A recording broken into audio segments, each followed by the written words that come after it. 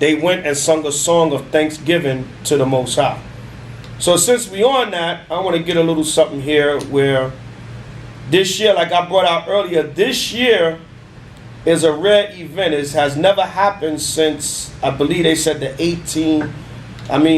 hasn't happened since 1889 or something like that, where Hanukkah and Thanksgiving merges this year on the same day, right? And I'm going to get a caption of that, right? So read that again. First Maccabees 4:24. First Maccabees chapter 4 verse 24. After this they went home and sung a song of thanksgiving. Good. And praised the Most High in heaven, because it is good, because his mercy endureth forever. Right, so basically, after they defeated this Greek army under this general Gorgias, Judas and the Maccabees, they praised the Most High because they was about to cleanse and rededicate the temple. But they sung a song of true thanksgiving, which leads to my next point. This year, Thanksgiving and Hanukkah merges on the same day. Right, if you can get a caption of that, they're calling it Thanksgivacah. Right, which is total madness and stupidity. Crazy. Right, this year Thanksgiving plus Hanukkah equals Thanksgivacah. Only Esau. Right, Esau, man. Esau is something else. Right, so I'm gonna read a few captions. You got that? Yeah. Zoomed in. Got it. All right. Let me scroll up a little bit. Matter of fact, let me read some and then I'll scroll up. It says, somebody called Adam Sandler. We need another Hanukkah song. This year, thanks to an extremely rare convergence, Thanksgiving, November 28th, which is next Thursday, falls during the 8-day Jewish festival of lights. Some are calling it Hanukkah.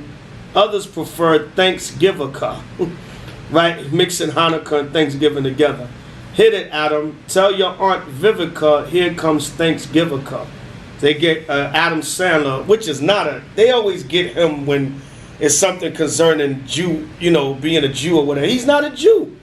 I mean, he's a so-called white Jew, but he's the devil that the Bible speaks of. It said, from a purely numerical standpoint, it's a pretty big deal. Math geeks say that the last time it happened, at least since President Abraham Lincoln declared Thanksgiving a federal holiday, was 1888. In other words, Thanksgiving and Hanukkah haven't merged since 1888. And by one calculation, it won't happen again for another HOI latkes, or them potato pancakes that they say is associated with Hanukkah. 79,000 years, right? 79,043 years to be exact, but who's counting? So this would never take place again for another 79,043 years. At hell, Ain't got that. Esau ain't got that much time, man. Hell no. They could put that up there. They got Psalms 49:11 going on there. They end with thought is that their house will continue forever, but hell no. 79,000. I read that. Rabbi Elkananen Skullgasser, Skullgasser, for one, a teacher with an economics degree at the KC Kollel, a Jewish educational center in Overland Park. He understands the math. It all starts with the lunar nature of the Hebrew calendar. He said, which makes the holiday appear to drift slightly from year to year, as Easter does. Actually, Hanukkah starts on the same day every year on the Hebrew calendar, which he's right, because Hanukkah is the 25th day of the 9th month. That's the same every year, but it's different because of the lunar cycles and because Esau messing with the time. It's a combination of things. So you get different dates, but Hanukkah is normally early December, mid-December, maybe late December. But now it fell on late November. That's why it's kind of cold, so cold this year in New York.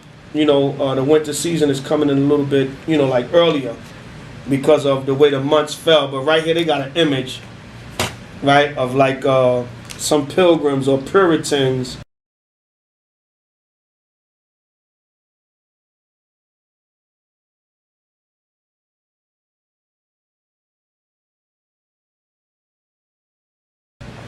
which they all the same damn people anyway. Right. And that looked like a Jewish man and a Jewish woman, but they supposed to be like pilgrims or Puritans, and it says Happy Thanksgiving 2013, right? And he got the again 9-branch menorah, but there's only 7 branches. I got a 9-branch one, but I only use 7 candles because it's hard to find the 7-branch ones. Sometimes you can find them, but your average store, you look for them, it's hard to find. You got to special order them or something. I just found that's the spirit. The most I found a shop in Long Beach, a religious store. All their menorahs is 7 branches, so I'm gonna get one from there when I'm out here. But anyway, right there, you got that? Yeah. Right. So it's simple. A picture of a damn Jewish, look like a Jewish man and woman like we see on Eastern Parkway in New York, right? But it's supposed to be pilgrims or whatever. So now it says, let me read a little bit more. It says, actually, Hanukkah starts on the same day every year on the Hebrew calendar, but since the months of that calendar have only 29 or 30 days, the Jewish year falls roughly 11 days short of the 365-day Gregorian calendar. To keep everything in sync, an extra leap month is added 7 times every 19 years. That made Hanukkah unusually early this year. Combine that with an extremely late Thanksgiving and boom, Thanksgiving. It falls on the second night of Hanukkah. Right? Got it? No, so the new moon was November 2nd, but some brothers celebrated November 3rd. So really the Hanukkah starts next Tuesday sundown. According, if you kept the new moon on November 2nd, if you kept the new moon on November 3rd, then it starts next Wednesday, November 27th sundown, which is the evening or the night before Thursday Thanksgiving. And we know our day starts at sundown, so Hanukkah actually falls on Thanksgiving this year, so-called Thanksgiving. But our true Thanksgiving is giving thanks to the Most High, like we just read in 1 Maccabees 4:24 on the Hanukkah. But the wicked worldly celebration of Thanksgiving and the celebration of Hanukkah have nothing to do with each other. So it says, trust us, it's crazy where. And for many Jewish families, it is raising some interesting questions. Should you make sweet potato pancakes, aka latkes, or just top your traditional potato ones with cranberry sauce instead of applesauce? In other words, they're saying so-called white Jews should mix the tradition of Thanksgiving with Hanukkah this year. Right? I mean, but Yahushua said we're not of this world. So the true Israelites, what the hell are we mixing, Turkey Day with even though turkey's a clean bird, but that has nothing to do with Hanukkah. These so-called white Jews is folly to them and entertainment, so they're getting into the spirit. It says, if you try your kosher turkey in oil, fry your kosher turkey in oil, will the taste linger miraculously for 8 days and nights in your mouth? In other words, that if you eat turkey that day, it's going to stay for the 8 days of Hanukkah. Pure folly. Will foul language be permitted at the table? Insert rim shot here using turkey's own drumsticks. Yes, this is a thing. Thanksgiving has its own Facebook page with more than 9,000 likes. Boston Mayor Thomas Menino promised to proclaim November 28, 2013, Thanksgiving. And a Manischewitz company rolled out a multi-million-dollar campaign encouraging people to celebrate the once and forever occurrence. There are Thanksgiving t-shirts, recipes, they're going to profit off of it. That's the whole point. That's the whole point. Mixing Thanksgiving with Hanukkah, the whole point. There are Thanksgiving t-shirts, recipes, note cards. Locally, the roastery has created its own harvest Hanukkah blend of kosher coffee. What the hell? A Hanukkah harvest coffee, right? And you want jokes? We got jokes. Rabbi, because it's a big joke to them. Everything's a joke to these.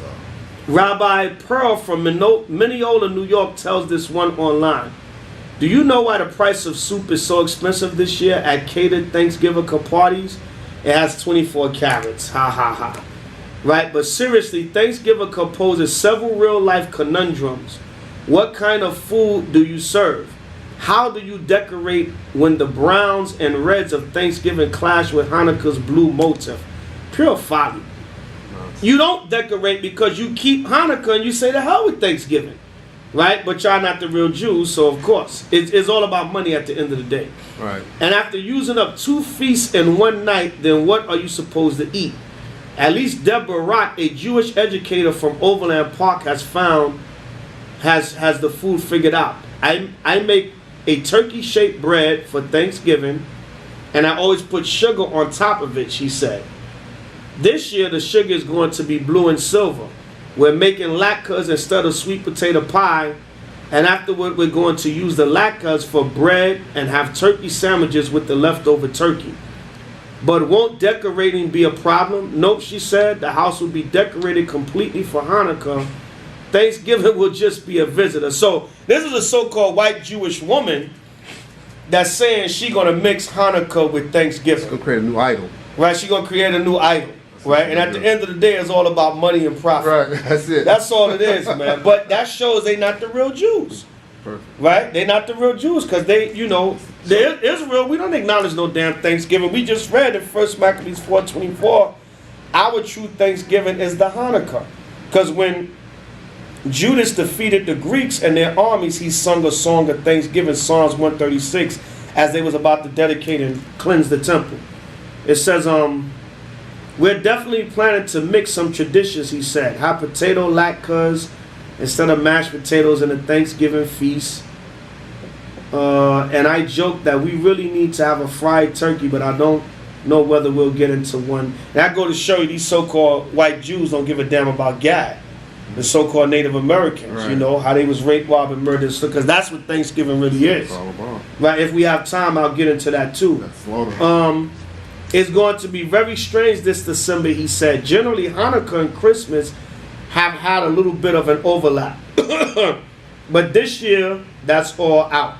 But it'll be fun while it lasts. And what fun would a convergence that's not going to happen for another 70,000 years be without someone profiting from it? Zazzle.com, there you go, profiting from it. Esau's a greedy bastard, man. Put the hook at the end, right? Put the hook at the end. This long-ass article just to promote a damn website. Zazzle.com is offering Thanksgiving wrapping paper for $15.99. Yeah. The paper reads in part, Nun gobble hay and shin, happy Thanksgiving. The words are a play on the Hebrew letters inscribed on the 4 sides of the spinning top known as the dreidel. Nun or na, gemal or ga, hay or ha, and shin or sha. Right? That's a na, ga, ha, and sha in the ancient Hebrew, which stand for the phrase that translates a great miracle happened here. Then there's the monarchy. It's supposed to be as a menorah made out of a turkey. Right? It's give me Ecclesiastes chapter 10, man. This is pure nonsense, man. Ecclesiastes, the Most High is actually mocking these people, showing that they're not the real Jews. He's actually mocking them. Then there's the monarchy. I'll get an image of it in a minute. Ecclesiastes 10 and 5. Ecclesiastes chapter 10, verse 5. Come on. There is an evil which I have seen under the sun. Good. As an error which proceeded from the ruler. Come on. Folly is set in great dignity. The Lord said foolishness is set in great dignity. Come on. And the rich sit in low place. Right. In Israel, not knowing our true identity or nationality, we're spiritually deprived of our spiritual riches and of our physical riches, the rulership of the earth. But it said folly is set in great dignity, pure foolishness, man. The Most High is not dealing with no Thanksgiving or no damn monarchy, a turkey menorah, right? But and the rich sit in low place. Israel, we're not in our proper position, and the heathen so-called white Jew faggot is ruling over us. He's ruling the earth, and pure folly is going on. That's right. Get one more, Proverbs 15:21. A damn monarchy. Right? A monarchy, pure foolishness and nonsense, man. Right, go ahead, brother. Proverbs 15:21. Read that. Proverbs chapter 15, verse 21. Folly is joy to him that is desolate of wisdom. That's destitute of wisdom. Right, read it again. Folly is joy to him. The Lord said folly is joy to him. Come on. That is destitute of wisdom. And as you can see, Esau and these so-called white Jews, they're destitute of true wisdom. They're not the real Jews. And wisdom is common sense. They're destitute of common sense to not know that Thanksgiving and Hanukkah have nothing to do with each other. Or they do know, but they promoting it as this folly to make money. That right, this damn Zazu.com or whatever. Damn Thanksgiving Hanukkah wrapping paper for $15.99. Right. Pure folly. Right, read that one more time, brother. Proverbs chapter 15, verse 21. Folly is joy to him that is destitute of wisdom. Come on. But a man of understanding walketh uprightly. Right, so it says a trademark turkey-shaped menorah. Its inventor, a 9-year-old New York boy, reportedly raised nearly $50,000 on an online funding site Kickstarter. You can even buy Woodstock-inspired T-shirt from the folks who trademarked Thanksgiving. Because they done trademarked this thing. It's about money. This is about marketing. They feature a turkey perched on the neck of a guitar and read 8 Days of Light, Liberty, and Lockers. These so-called white Jews are finished, man. And of course, guitars bring us back to Adam Sandler. On a Sandler message board, one poster wrote, it's folly. And Adam Sandler, that man's a big homosexual in a lot of his movies too. Yeah. Right? He's supposed to be a so-called Jew. I noticed that. So for the only time in 70,000 years we will get to celebrate Thanksgiving, I'm expecting a cool Adam Sandler song to celebrate, else I will be mighty disappointed. Something like, you cook the turkey and light the menorah, then pour on the gravy and I'll dance the horror. Right? Just a suggestion. You listening, said it's pure madness and folly, man. Man, let's get an image of this menorah. Alright. Right? Menorah is a menorah turkey. It's just madness. Idolatry. Menorah. Yeah, you can show a clip too if you want a caption. A damn menorah. MENURKEY.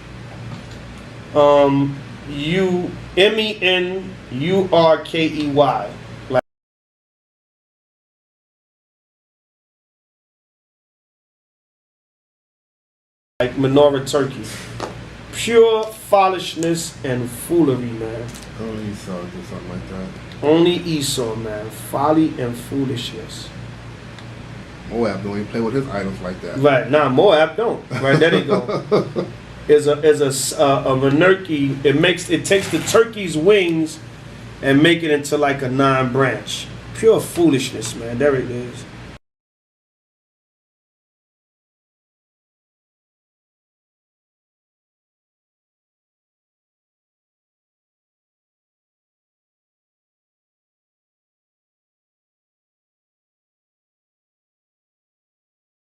Go to Zechariah 4 and 2.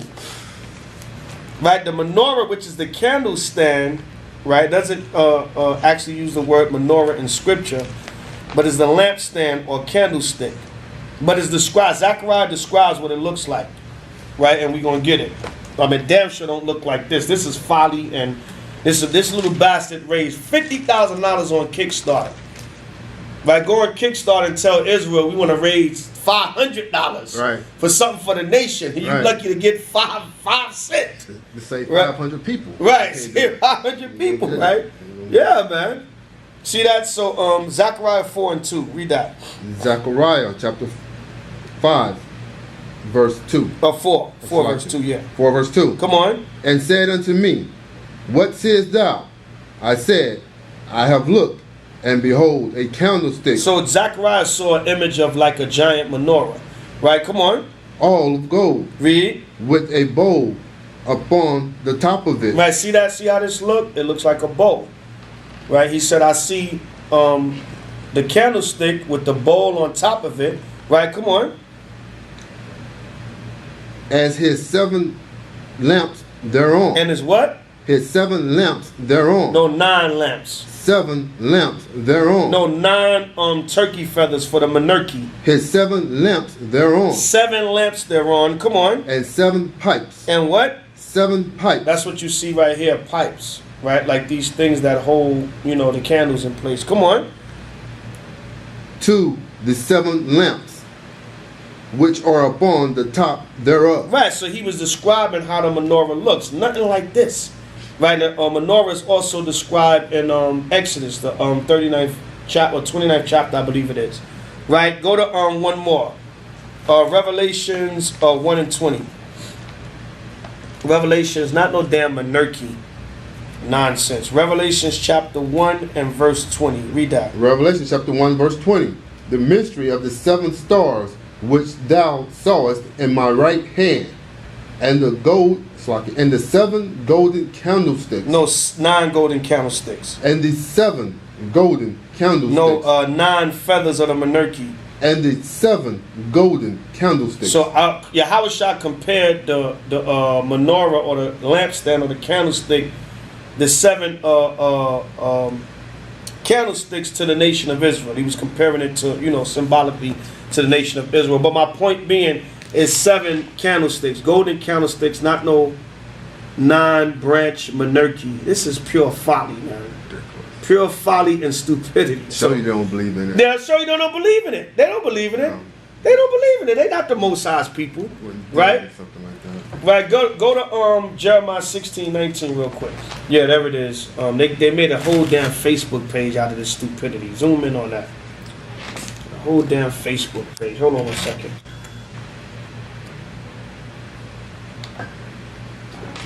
Give a cup. Right. I'll read the whole caption. It said, join together in community once again for a special edition of Sunday Night Dinner. For the month of November, we will be celebrating a unique joining of traditions as Thanksgiving and Hanukkah fall together for the first time in nearly 2 centuries and will not happen again for many a moon. Come to the social hall for a meal unlike any other. There will be deep fried turkey, potato latkes, and you. We might even be able to get our hands on a monarchy. Bring a dish to share, post what you plan on bringing, and please let people know if you have allergies or dietary needs here as well. Invite all, as all are welcome. Right, there you go again. Happy Thanksgiving card. Trying to merge this stuff together, man. Folly, but that's not the true day that the Most High gave to the children of Israel. So I want to get something else here. Now they had this a few years ago. They had another one called, believe it or not, this is just more folly, right? They had another one called, what was it? This one, they had Chris Mahana Kwanzaa, right? Esau a clown, man. Yeah, Esau is finished, man. Right? Yeah, there it is. Chris Mahana Kwanzaa. A fictional holiday in December combining aspects of Christmas, Hanukkah, and Kwanzaa.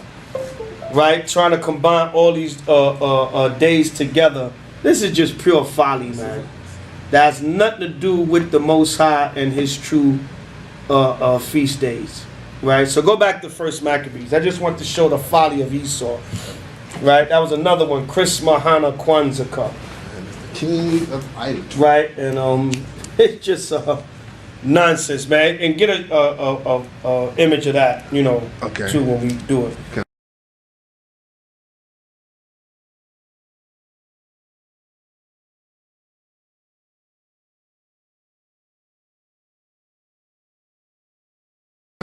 First Maccabees 4 and 34, 24 again. Salakia.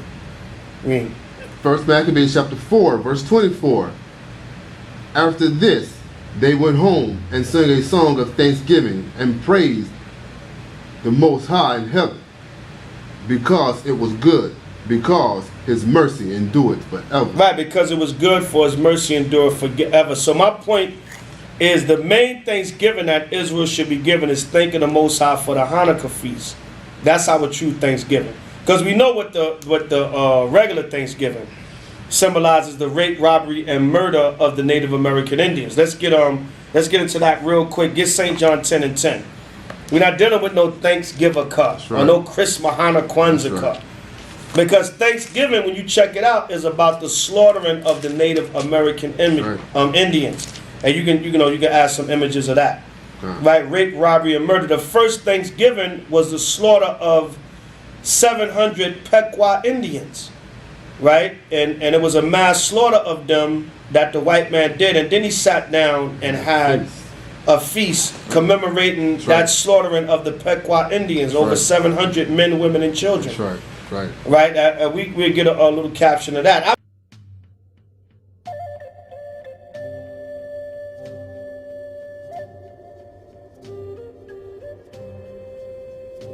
Most of us associate the holiday with happy pilgrims and Indians sitting down to a big feast, and that did happen once.